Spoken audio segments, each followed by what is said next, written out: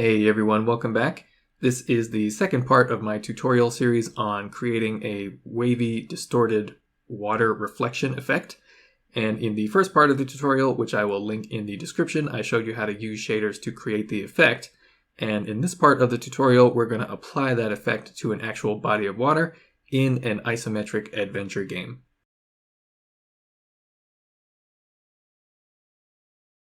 So we're going to be using my own game, which I have not yet officially announced on this channel, but as long as you get the techniques and the concepts, you should be able to apply it to your own isometric game, or really any other game where you feel these same techniques could apply.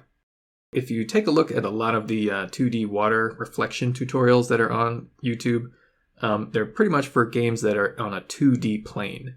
So they're not isometric games generally, and weird things happen when you move characters and objects below the body of water on a 2D plane. And even if you take a look at GD Quest's pretty good sort of shader demo for 2D reflective water, the same thing happens. So we kind of have to come up with a workaround for an isometric game because weird things happen if you use shader techniques that are designed for a perfectly flat plane in an isometric game. And I know technically everything's flat, it's still a 2D game, but I'll show you what I mean once we actually create the effect. Alright, so let me explain how I've set up my scene here. And your scene may be different, your game's node tree might be different, your game's scene tree rather might be different, but as long as you get the techniques, you should be able to apply them anywhere you think it fits. So in my scene, I have a node 2D as the root. I have a parallax background of some stars. I have a tile map that you can see for the ground here. And in my YSort node, I have my player character, which I can move with my keyboard. The first thing I need to actually create the water effect in an actual sort of body of water in an isometric game is the texture that I want to use for the water, as well as the shape of that texture. And I'll show you what I mean in Inkscape. So I just found this water texture. It's just a water surface on Google Images, and you don't even really need a water texture, but for this effect, I just want to show you what it looks like with one. And then I have the shape of the pool of water that we're actually going to use in the isometric game. And I kind of want two things. I want to keep the shape because I'm going to use it as a light 2D mask, and I'll show you how that works. But I also want to use that shape to cut out the texture of the water itself. You don't necessarily need to do this because you could find a workaround in shaders, but in any case, just to make it easier, I'm going to go ahead and cut out our water texture with that same shape. So we have both. All right, there we go. So we have both the shape that I want as well as the texture that's been cut out with that shape. And however you are going to cut that shape out, it just depends on the program that you use. In Inkscape, I just go to Object, Clip, Set. It doesn't matter though, you can also do it without this texture, but I think it just looks a bit better in this case with the texture. So now that we have our shape and our texture, let's import those into Godot and I'll show you how to use those. So back in Godot, I'm going to go ahead and create a new scene here. And I'll just give it a node 2D for the root and we'll call it pool. And I'm going to save that, the same place I have my main scene here. Under the node 2D, I'm just going to drag in my very first texture, the pool texture, and just put it wherever I like. Once I got my texture, I'm also going to add another node, a light 2D, as a child of that texture. So I'm going to look for light 2D. There we go. And then as the texture that I'm going to use for that light, we're going to get that shape of the pool. There we go. So for now, I'm just going to hide the light 2D. I'm going to save that, and let's go add our pool to our main scene here.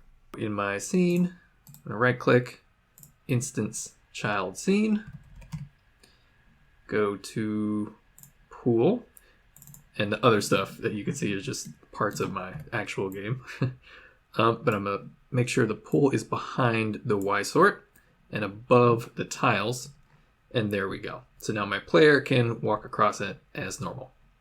All right, so that's the texture and the shape. Now let's actually add the distortion effect to this texture. And if you haven't seen my previous tutorial on how to create a water sort of distortion ripple effect, that video is linked in the description. But what we're going to do is use the screen version of that distortion effect, meaning we're not going to apply it to the texture itself, but rather we're going to apply it to a color rect and have that color rect affect everything behind that color rect. So in my pool scene, I'm going to add a child node, color rect, and then I'm going to size it so that it's covering the pool. And we're going to have to resize this later, but that should work fine. Then under material, I'm going to go to new shader material, new shader, and here's where I will add my shader. So it's pretty much going to be the same thing from the screen version of the water distortion effect from my previous tutorial. So I'm just going to copy and paste that, and then we'll tweak it a little bit. All right, so I've copied and pasted my shader code. I've added my noise texture, and everything is the same from the water distortion ripple shader tutorial. But let's modify this a little bit because I think that is a little bit too strong. So in my strength range here, let's go with 0.2. There we go. I think that's pretty good looking.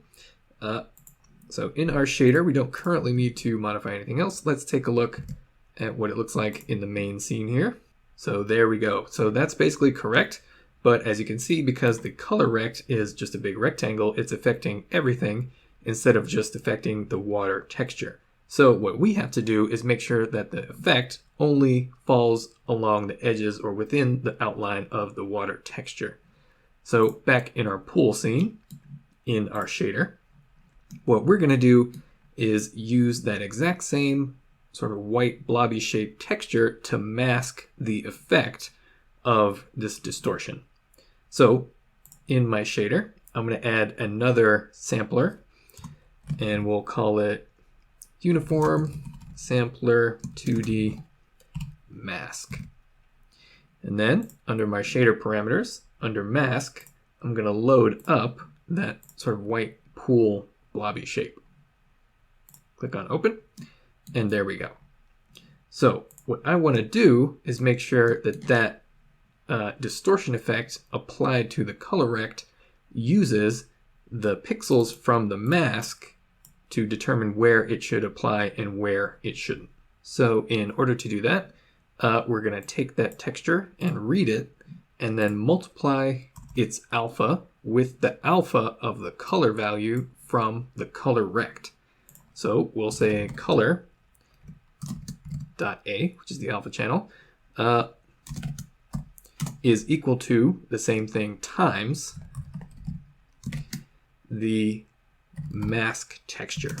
So we'll use the UV from the mask texture and the alpha from the mask texture and close that.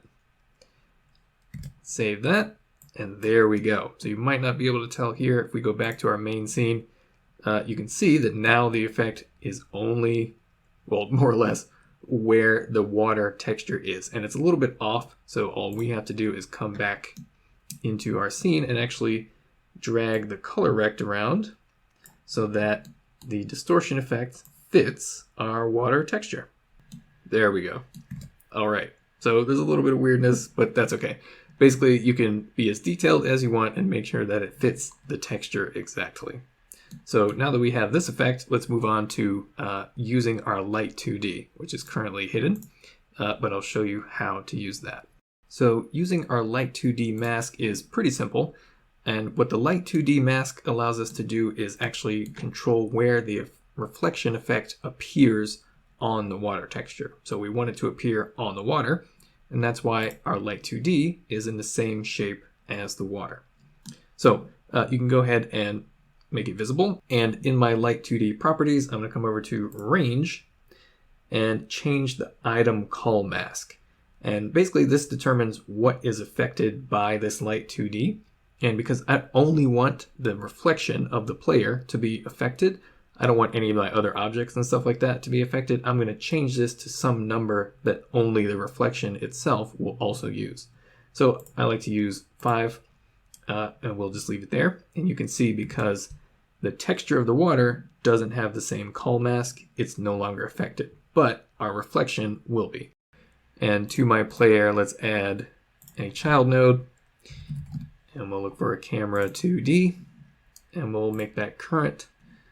And there we go. So now our camera's following.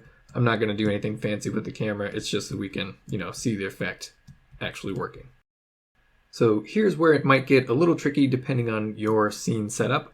And maybe tricky is not the right word, but you're going to have to figure out how to get the sprites or the textures from your character because the effect works by getting the textures or the sprites of the player, flipping them upside down, and then making sure that they're only visible with inside the light 2D mask.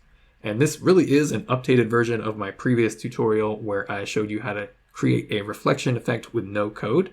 Only this is a bit upgraded with some more shaders, and we actually are going to use some code. And I think it's a bit more flexible and overall looks better, and it's not too much more difficult. So let's go back to our pool scene. And in our pool scene, we're going to have to add, in my case, it's an animated sprite. Because my player character uses animated sprites, or the animated sprite node, in order to get its sprites animated. So I'm going to go ahead and rename this, let's say reflection. And then to that animated sprite node, I'm going to load my player sprite frames, there we go, as a resource. And I think that's fine. I'm just going to use the default idle standing position here. So next thing I want to do is flip that upside down. So I'll go to rotate, and then hold down Control. You'll move it in sort of fixed increments. And there we go. So I'll move that upside down, and I'm going to position it somewhere on my body of water. It doesn't matter where you put it really, because we're going to be repositioning it dynamically with some code. So one thing you do want to make sure you do is make sure that your reflection node, whatever that is, a sprite, animated sprite, etc., is underneath in the scene the actual water distortion effect. So in the scene tree, you want to make sure your reflection is higher in the scene tree than the color rect, because that's where the screen distortion effect is. And as you can see, now it looks like our reflection is part of that distortion.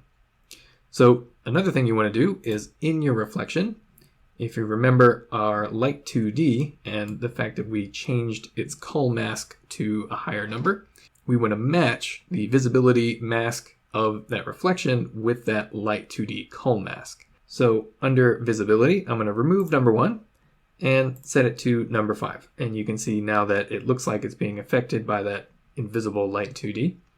And another thing I want to do is make sure you can't actually see it when it's off or outside of the bounds of that light 2D. So under material, I'm going to go to new canvas item material, open that up, and then under light mode, set it to light only. And there we go. You can kind of see it already looks sort of like a reflection there. What I like to do is go into visibility and under modulate, sort of change its opacity so it looks even more or less like a reflection, however glowy you want it to look. For purposes of this tutorial, I'll just make sure it's really visible, something like that. And now if I drag it off, you can see you can't actually see it outside the light 2D mask. And that's pretty much how the effect works. What we're going to do next is make sure that it follows the player while the player is moving. So in order to get this reflection to follow the player as the player moves around, we're going to add a script to our pool scene here. There we go. So now I have my reflection, and I'm going to use the physics process to make sure that the position of this reflection always follows the player. So to do that, we have to make sure that this scene can actually notice when the player is present and when the player is not present. And to do that, we're going to add an area 2D.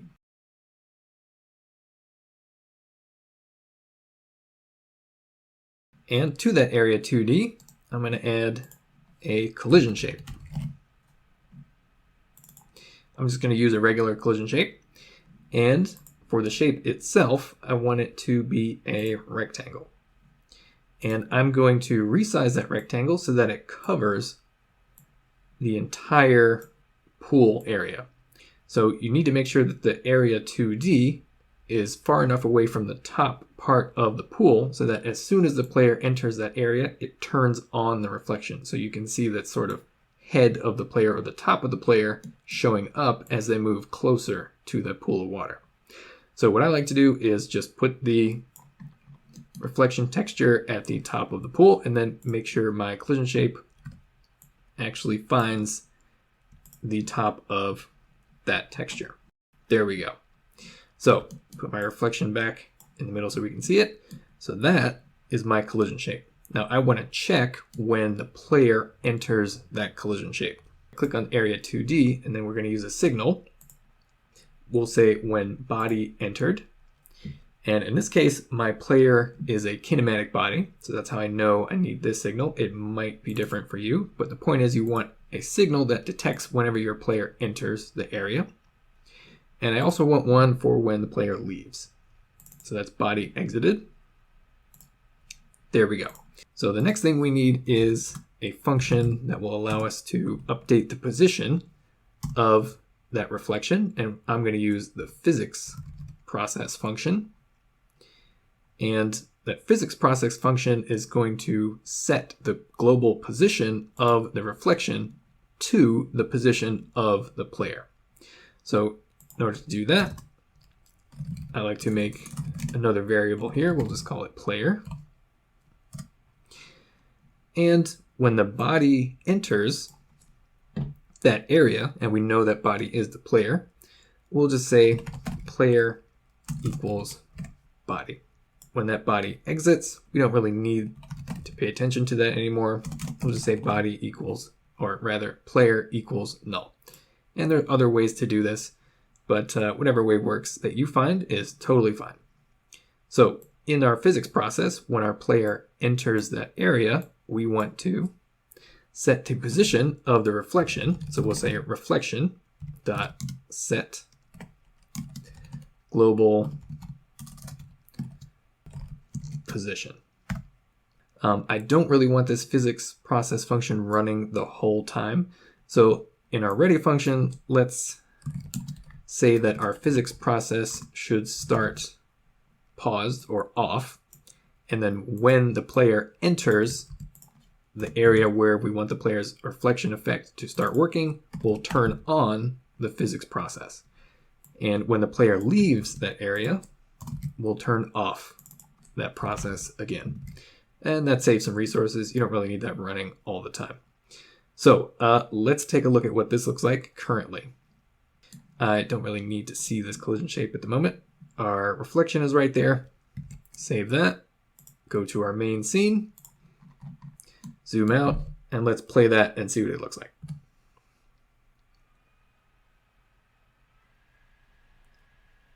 Oh, and we got an error. Okay, let me resolve this.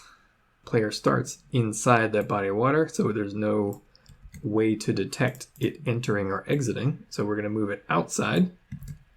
So now, when our player enters the area, the collision shape that we added to our texture, it turns on the physics function, and you can see that it updates the position of the reflection to the player.